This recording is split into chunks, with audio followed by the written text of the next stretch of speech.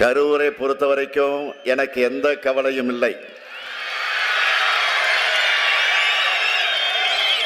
ஏன்னு உங்களுக்கே தெரியும். என்னுடைய இனிய சகோதரர் செந்தில் பாலாஜியுடைய மாவட்டம் இது.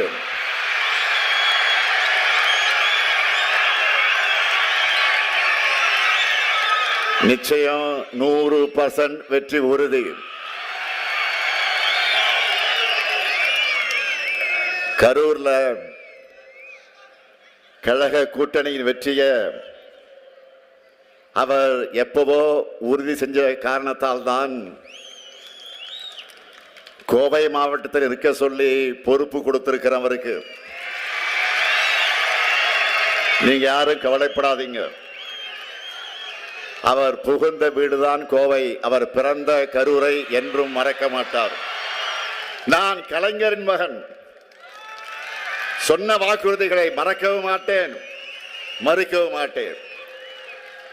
கடந்த 5 ஆண்டுகள்ல தமிழ்நாட்டோட நிதிநிலையை சீராக்கி ஒவ்வொன்றா நாங்க நிறைவேற்றி கொண்டிருக்கக்கூடிய திட்டங்களை அதற்கு சாட்சி.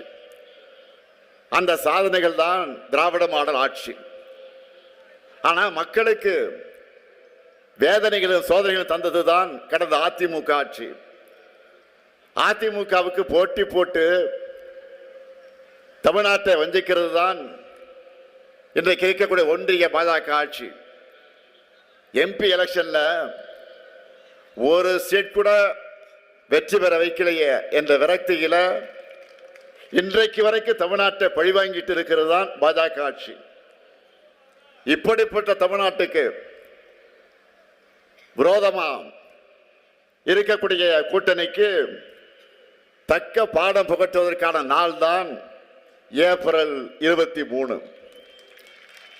இந்த கரூர் மாவட்டத்துக்கு உட்பட்டு இருக்கக்கூடிய வாக்காளர்கள் மட்டுமல்ல, தமிழ்நாட்டு வாக்காளர்களும் அடிமை அதிமுகவுக்கு ஆணவ பாஜகவுக்கும் பதிலடி கொடுக்கிற நாள் தான் ஏப்ரல் 23.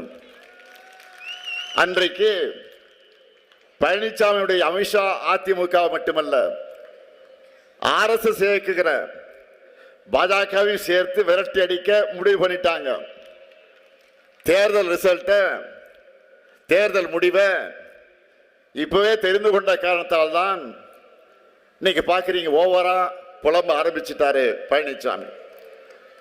அதுலேயும் தன்னைத்தான பெரிய புலனாய்வு புலின்னு நினச்சிக்கிட்டு காமெடி பண்ணிக்கிட்டு இருக்கிறாரு. இப்போ கலைஞரும் வாஜ்பாயும் இருக்கிற போட்டோவை காண்பிச்சு நீங்க கூட்டணி வைக்கிறியா அப்படின்னு கேட்கிறாரு.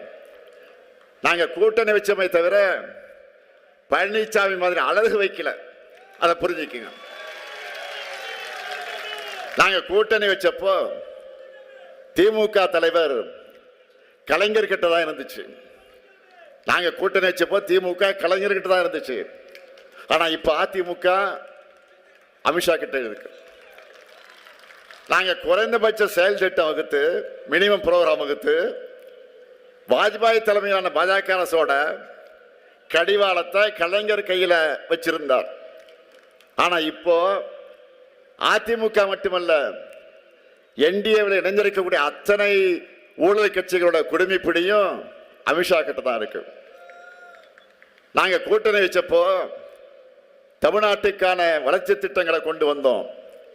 ஆனா பழனிசாமி கூட்டணி வச்சு நீட்டின இடத்தெல்லாம் கையெழுத்து போட்டு தமிழ்நாட்டு உரிமைகளை அடகு வச்சு தான் ஆரம்பிச்சோம்.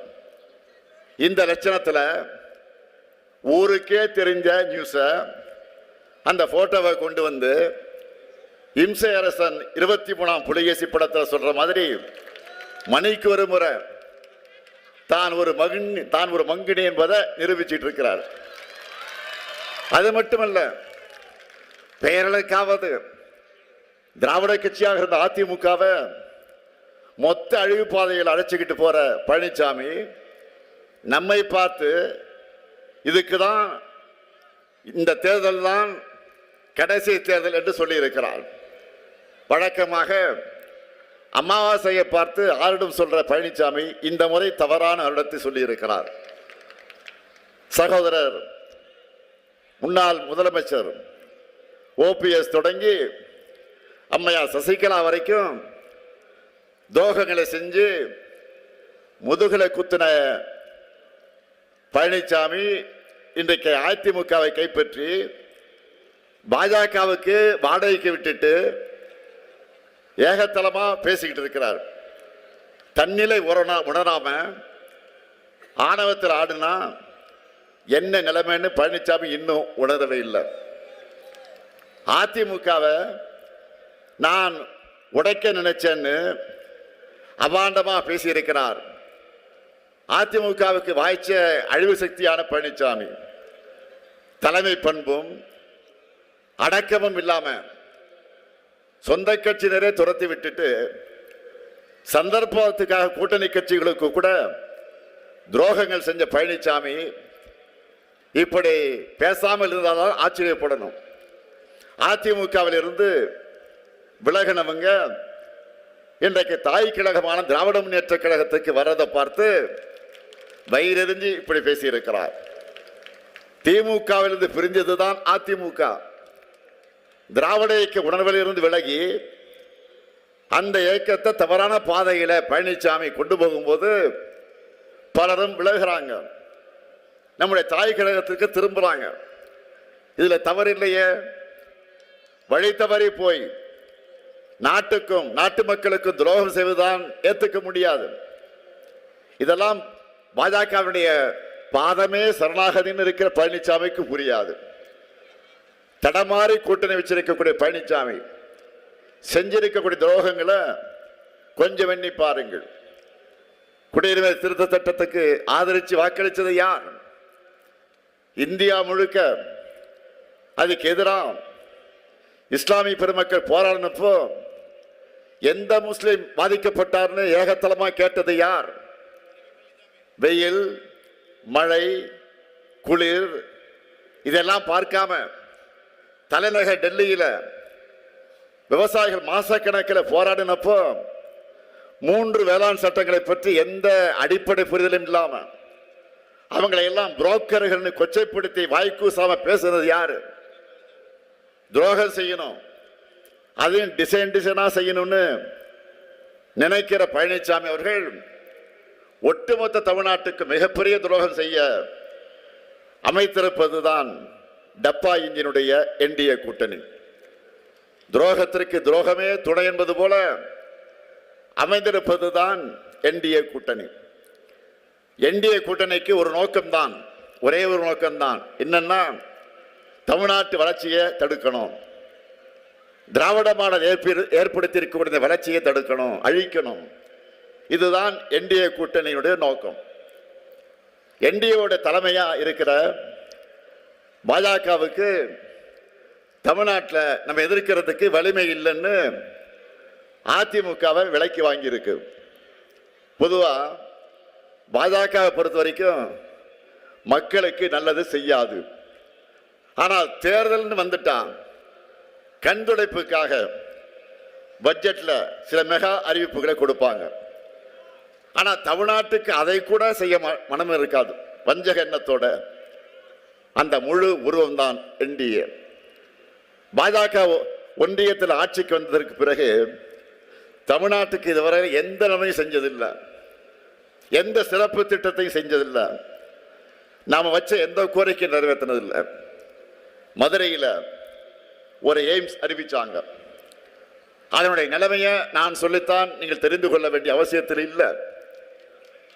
சென்னை மெட்ரோ திட்டத்துக்கு நிதி தரல, ஓசூர் விமான நிலையத்திற்கு அனுமதி கேட்டிருக்கோம், தரல. குடிநீர் திட்டத்துக்கான நிதி தரல. சரி, இதெல்லாம் கூட பரவாயில்லை, எப்படியாவது போராடி நிர்வாகத்தால சிறப்பாக செயல்பட்டு இருக்கோம் நாம.